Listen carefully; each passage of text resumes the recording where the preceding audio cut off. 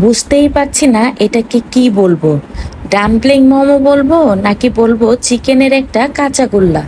আজকে বিকেলে কিন্তু এই নাস্তাটাই বাসায় বানিয়েছিলাম আর বাচ্চাদেরকে দিয়েছিলাম। বাচ্চারা এটা এত পছন্দ করেছে। এটা দেখতে যতটা সুন্দর হয়েছে, খেতে তো মজা হয়েছে আর বানানোটাও কিন্তু একদমই সিম্পল। চলুন আজকে আপনাদের সাথে এই ডাম্পলিং মোমোর রেসিপিটা শেয়ার করি। মোমো বানানোর জন্য এখানে প্রথমে মুরগির বুকের মাংস ছোট ছোট টুকরা করে নিয়ে নিয়েছি।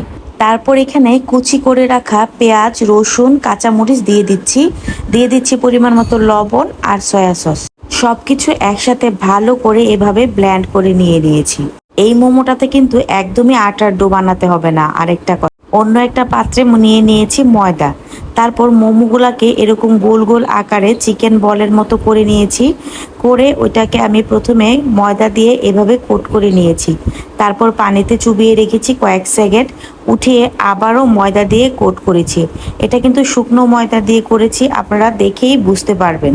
এরকম 3 থেকে 4 বার পানিতে চুবিয়ে চুবিয়ে আমি কোট করে নিয়েছি। অন্যদিকে চুলায় আগে থেকেই পানি বসিয়ে রেখেছিলাম বলক আসার জন্যে। যখনই পানিটা বলক চলে আসছে ওইখানে আমি একটা একটা করে এরকম মোমো বলগুলা দিয়ে দিয়েছি। 5 থেকে 7 মিনিট সিদ্ধ করলেই যখন দেখবেন বলগুলি উপর দিকে ভেসে আসছে, ঠিক তখনই এভাবে উঠিয়ে নেবেন। আর কিন্তু খুব সহজে এভাবে হয়ে যাবে আপনার মোমোর কাঁচাগোল্লা অথবা ডাম্পলিং, যে যাই বলেন না কেন। আজকে বিকেলে কিন্তু বাচ্চাদেরকে নুডলসের সাথে এটাই পরিবেশন করেছি।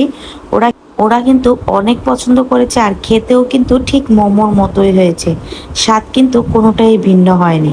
মুখে দিলে একদমই যেন মিলিয়ে যাচ্ছে। এটা কিন্তু রেসিপিটা একবার বাসায় ট্রাই করে দেখ।